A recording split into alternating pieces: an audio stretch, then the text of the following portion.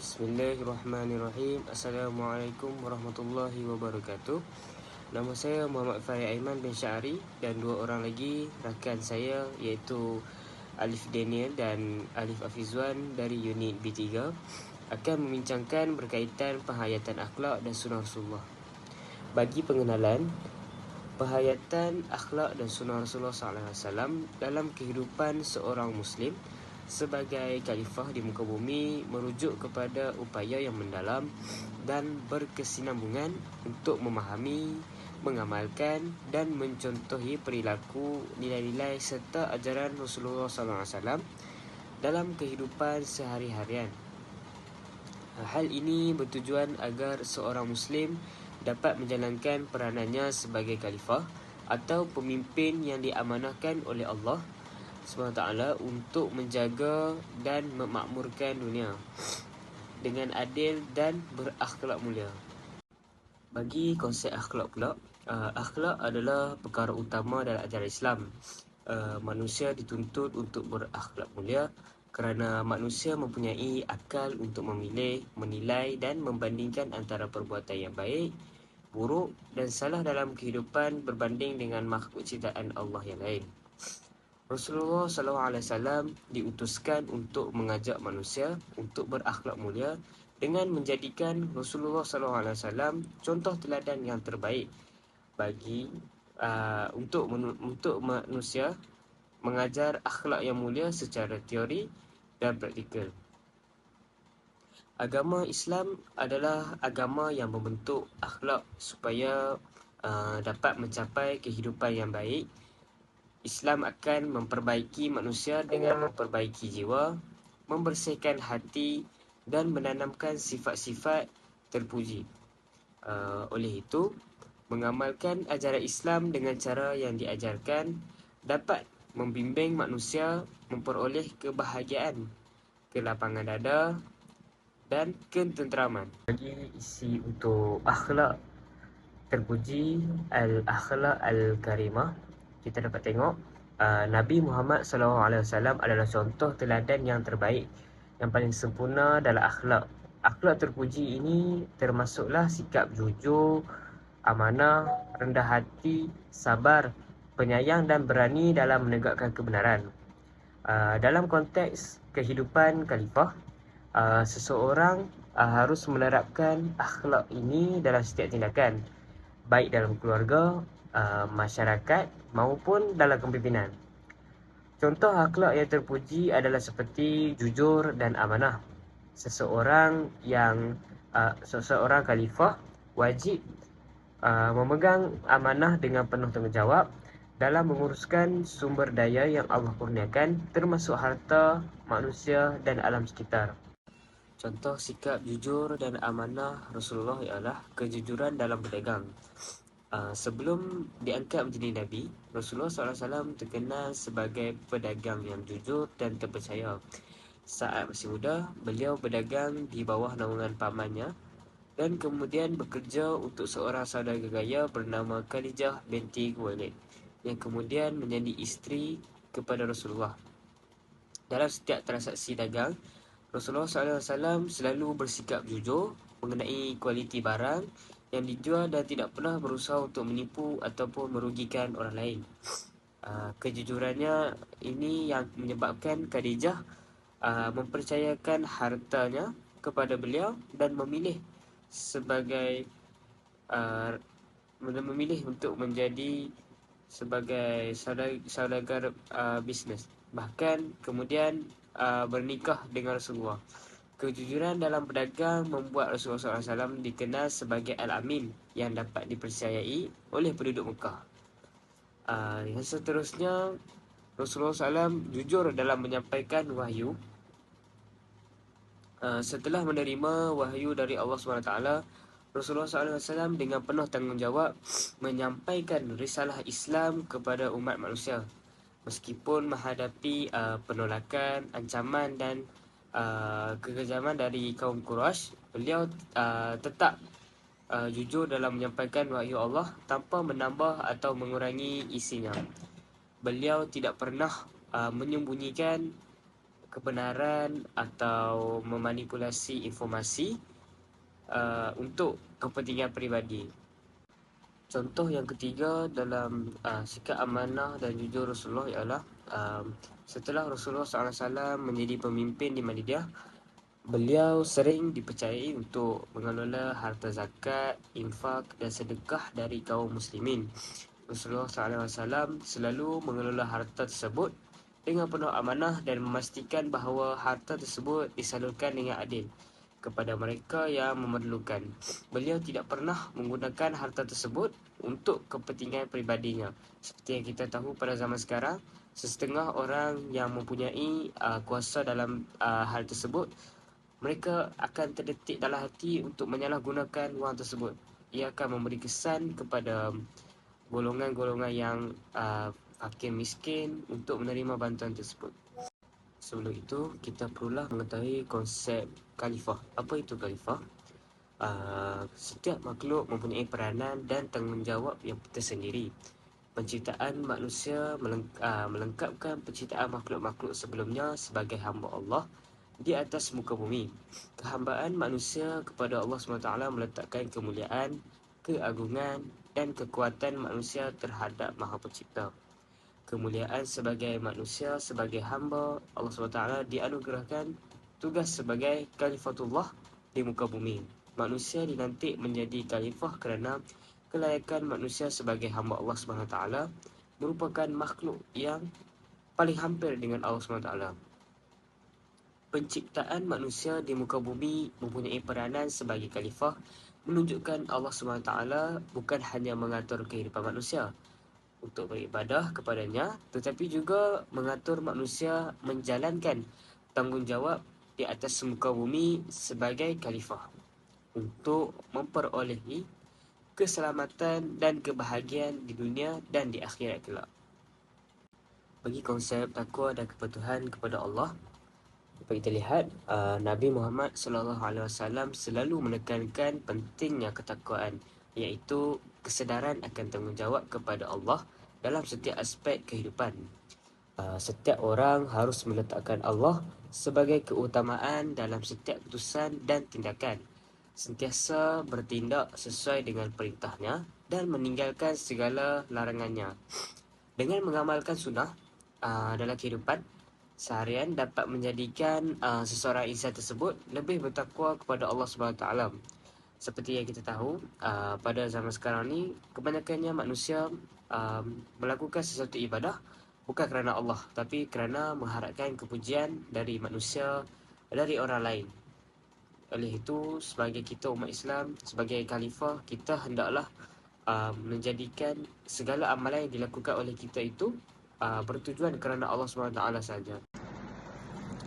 Antara amalan sunnah yang boleh dilakukan dalam kehidupan seharian kita ialah bermula dengan permulaan hari kita, iaitu ketika kita bangun tidur, kita membaca doa bangun tidur. Seterusnya ketika kita hendak makan dan minum, kita boleh membaca bismillah, membaca doa Bismillahirrahmanirrahim, Allahumma barik lana fi ma razaqtana wa qina azabannar. Kita makan menggunakan tangan kanan.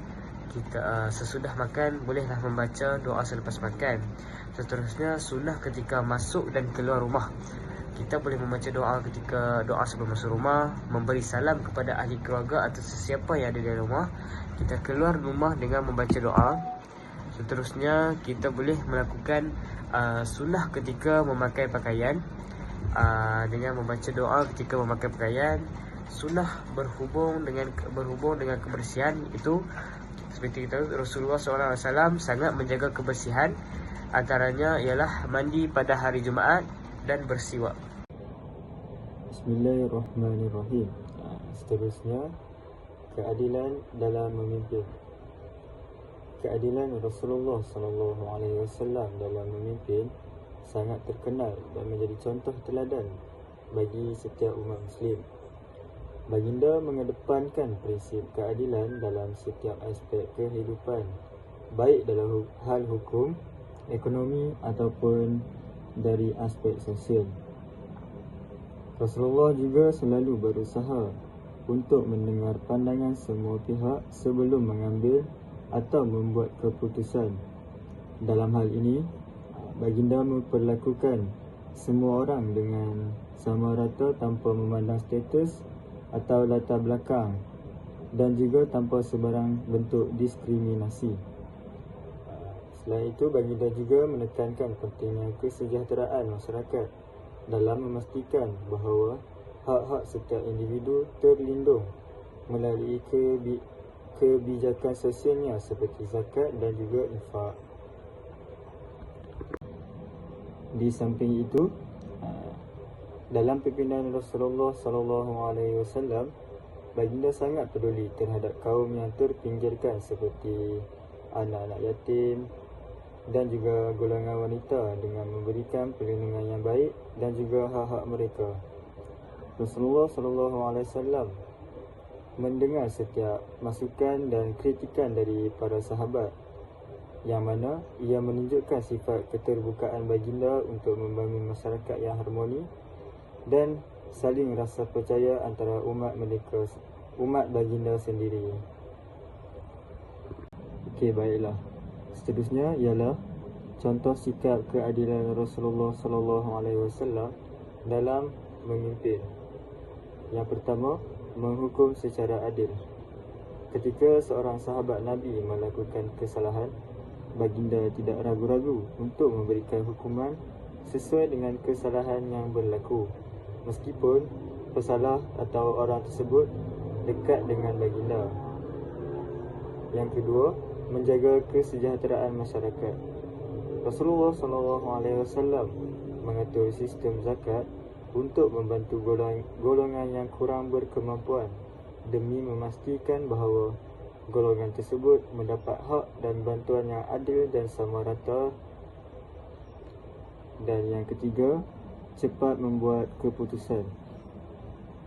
Rasulullah SAW bijak dan cepat membuat keputusan berdasarkan sebahagian maklumat yang diperoleh.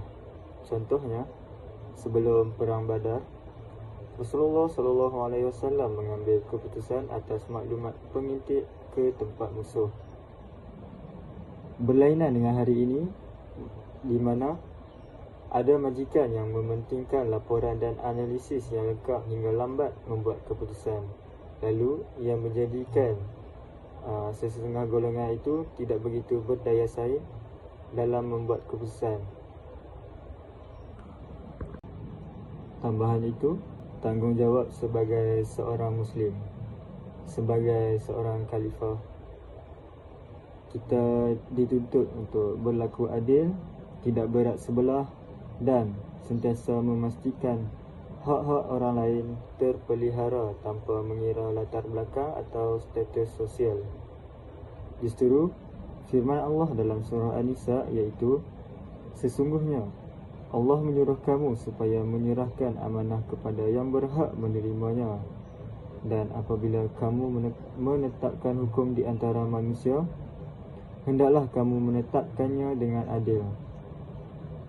Maka sebagai seorang Muslim, kita perlulah mencontohi sifat kepimpinan Rasulullah SAW supaya bersifat adil ketika memimpin dan tidak melakukan sebarang diskriminasi terhadap golongan-golongan yang terpinggirkan. Seterusnya pula, tanggungjawab sebagai seorang Muslim. Maka daripada firman Allah SWT tersebut, kita sebagai seorang Muslim diwajibkan untuk berusaha menegakkan keadilan dalam kehidupan harian, terutama dalam perhubungan kita. Selain itu, wajib untuk setiap Muslim untuk berkata jujur dan adil meskipun perkara tersebut merugikan dan menjatuhkan maruah diri kita. Di samping itu, setiap Muslim perlulah berlaku adil sesama sendiri, baik dalam perhubungan keluarga, rakan-rakan ataupun ketika bekerja tanpa sebarang bentuk diskriminasi. Seterusnya, setiap pemimpin yang dilantik, terutama pemimpin Muslim, perlulah bertanggungjawab untuk membela dan melindungi orang yang dipinggirkan seperti anak yatim, kaum miskin dan juga golongan-golongan wanita. Okeylah. Yang seterusnya, sunnah dalam kehidupan seharian. Yang pertama, berlaku jujur dalam percakapan. Yang kedua, tidak menindas kaum miskin dan anak yatim dengan memberikan bantuan kepada mereka. Selain itu, mengajak kepada kebaikan dan mencegah kepada kemungkaran.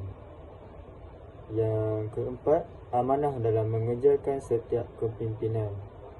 Dan yang kelima, kita perlulah menghindari segala bentuk penipuan dan ketidakadilan. Dan yang terakhir, bersikaplah menepati janji sebagai bentuk keadilan kepada orang lain. Seterusnya, keadilan sosial tunggak keharmonian. Allah Subhanahu Wa Taala menekankan dalam kehidupan bermasyarakat agar berlaku adil sesama manusia kerana ia merupakan ciri takwa yang mendekatkan hamba kepada penciptanya. Melalui perintah bersikap adil, manusia dapat membentuk diri menjadi orang yang jujur, bertanggungjawab sehingga wujudnya suasana yang aman dan harmoni dalam kehidupan bermasyarakat. Firman Allah Subhanahu Wa Taala dalam surah Al-Maidah ayat ke-8, "Wahai orang-orang yang beriman, hendaklah kamu semua sentiasa menjadi orang-orang yang menegakkan keadilan kerana Allah, lagi menerangkan kebenaran, dan jangan sekali-kali kebencianmu terhadap sesuatu kaum itu mendorong kamu kepada tidak melakukan keadilan. Hendaklah kamu berlaku adil kepada sesiapa jua, kerana sikap adil itu lebih hampir kepada takwa, dan bertakwalah kepada Allah. Sesungguhnya Allah Maha mengetahui dengan mendalam akan apa yang kamu lakukan." Bismillahirrahmanirrahim. Assalamualaikum warahmatullahi taala wabarakatuh. Saya Alif Daniel bin Aliasa daripada kelas B3, sama seperti rakan-rakan saya sebentar tadi. Saya akan menyambung persembahan rakan-rakan saya sebentar tadi mengenai penghayatan akhlak dan sunnah Rasulullah SAW, tetapi dalam konteks alam kita. Pertama sekali, penghayatan akhlak. Penghayatan akhlak Rasulullah SAW dalam konteks memelihara alam sekitar sangat relevan dan memberi panduan yang mendalam tentang hubungan manusia dengan alam. Akhlak baginda mencerminkan kesedaran bahawa menjaga alam sekitar adalah sebahagian daripada tanggungjawab sebagai khalifah di muka bumi. Berikut adalah beberapa nilai akhlak Rasulullah SAW yang boleh dihayati dalam konteks menjaga alam sekitar. Penghayatan akhlak baginda Rasulullah SAW yang pertama ialah amanah. Rasulullah SAW mengajarkan bahawa manusia adalah penjaga dan pemegang amanah bagi alam ini. Di dalam Al-Quran, iaitu dalam surah Al-Baqarah ayat 30 yang berbunyi, "Wa iz qala rabbuka lil malaikati inni ja'ilun fil ardi khalifah. Qalu ataj'alu fiha man yufsidu fiha wa yasfiku الدماء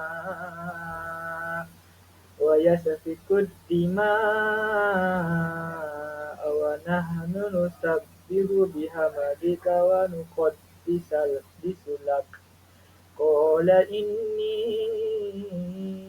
أعلم ما لا تعلمون."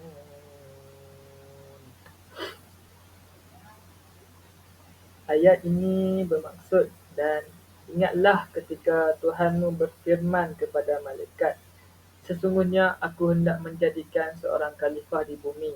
Mereka bertanya tentang hikmat ketetapan Tuhan itu dengan berkata, "Adakah engkau, ya Tuhan kami, hendak menciptakan di bumi itu orang yang akan membuat bencana dan menumpahkan darah berbunuh-bunuhan? Padahal kami sentiasa bertasbih dengan memujimu dan mensucikanmu." Tuhan berfirman, "Sesungguhnya aku mengetahui akan apa yang kamu tidak mengetahuinya." Amanah ini mencakup tanggungjawab untuk menjaga sumber daya alam dan tidak merosakkannya. Rasulullah SAW menunjukkan contoh dengan memelihara keindahan dan keharmonian alam sekelilingnya serta mendorong orang lain untuk melakukan perkara yang sama. Oleh itu, umat Islam perlulah menganggap alam sekitar sebagai amanah yang mesti dijaga, dipelihara dan digunakan dengan bijaksana tanpa merosakkan atau menghabiskannya secara berlebihan. Seterusnya, yang kedua ialah kesederhanaan ataupun disebut dengan kata lain, zuhud. Rasulullah SAW menjalani kehidupan yang sederhana dan tidak berlebihan dalam menggunakan sumber alam. Baginda tidak pernah mengambil lebih daripada yang diperlukan dan sentiasa mengelakkan pembaziran. Sifat zuhud ini sangat penting dalam mengelakkan eksploitasi sumber alam yang boleh membawa kepada pencemaran dan kerosakan alam sekitar. Yang ketiga pula ialah kasih sayang. Rasulullah SAW bukan hanya menunjukkan kasih sayang terhadap manusia tetapi juga terhadap makhluk lain seperti haiwan dan tumbuhan. Baginda mengingatkan umat Islam untuk bersikap belas kasihan terhadap semua ciptaan Allah Subhanahu Wa Taala. Hadis yang menyebut seorang wanita masuk neraka kerana menyiksa kucing. Hadis riwayat Al-Bukhari adalah bukti betapa pentingnya menunjukkan rahmah kepada semua makhluk. Selain itu, yang keempat pula ialah kejujuran dan keadilan. Kejujuran dalam menjaga amanah alam dan berlaku adil dalam penggunaannya sangat penting. Rasulullah SAW mengajarkan bahawa manusia perlu berlaku adil termasuk terhadap alam. Manusia tidak boleh mengambil lebih daripada hak yang diberikan dan kita harus memastikan bahawa generasi akan datang juga mendapat manfaat dari sumber alam. Yang kelima pula ialah kebersihan. Kebersihan boleh juga disebutkan sebagai taharah. Rasulullah SAW amat mementingkan kebersihan dalam semua aspek kehidupan, termasuk persekitaran. Kebersihan adalah sebahagian daripada iman dan menjaga kebersihan alam sekitar adalah refleksi dari komitmen seseorang terhadap ajaran Islam. Menjaga kebersihan alam dengan tidak membuang sampah merata-rata, menjaga sumber air dari pencemaran dan mempraktikkan amalan kita semula adalah cara-cara untuk baginda menghayati akhlak menjaga kebersihan. Dan yang terakhir sekali ialah sentiasa sabar.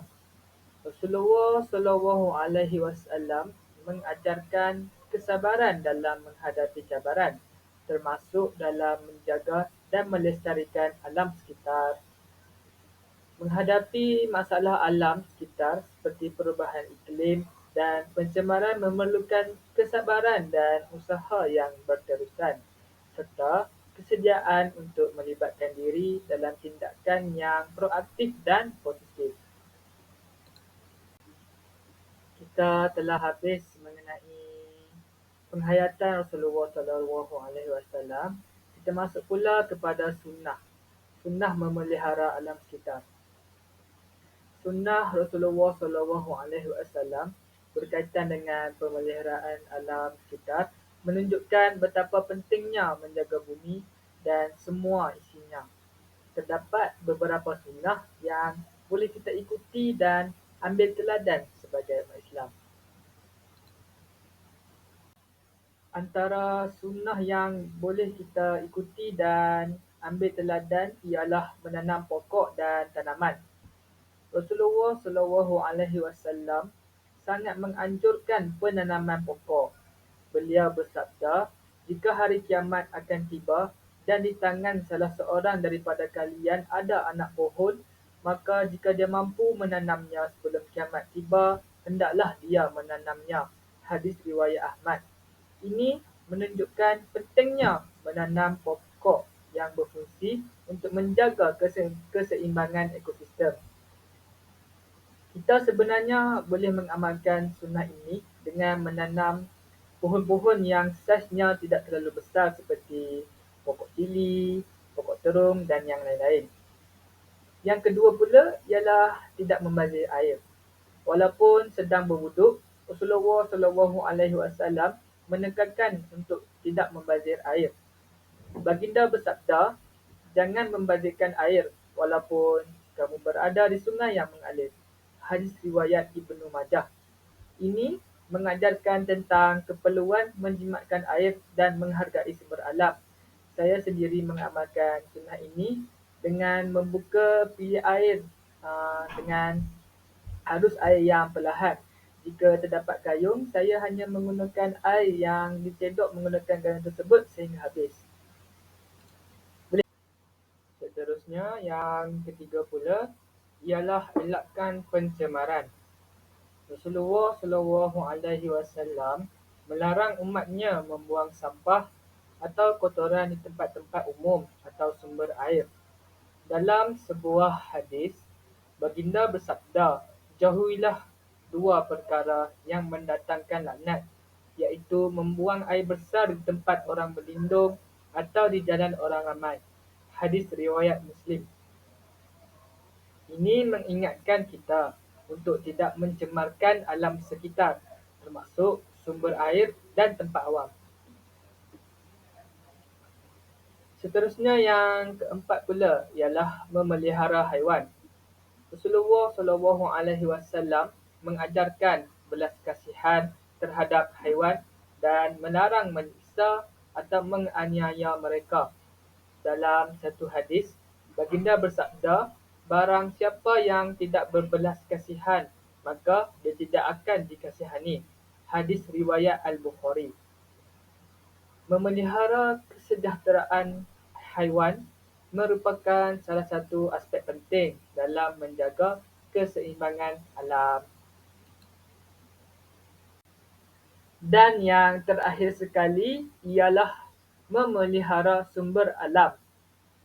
Rasulullah SAW menyarankan supaya sumber alam digunakan dengan cara yang bijak dan tidak boros. Baginda juga mendirikan kawasan hutan atau tanah sebagai hima, iaitu kawasan perlindungan yang tidak boleh dieksploitasi secara sembarangan. Pada hari ini, kita boleh tengok bahawa terdapat pelbagai aktiviti pembalakan haram yang sebenarnya boleh menjejaskan kesejahteraan alam. Tuntasnya, dengan mengikuti kesemua sunnah ini, kita bukan sahaja menjaga alam sekitar, tetapi juga mengikuti ajaran Rasulullah SAW yang mementingkan keselarasan antara manusia dan alam.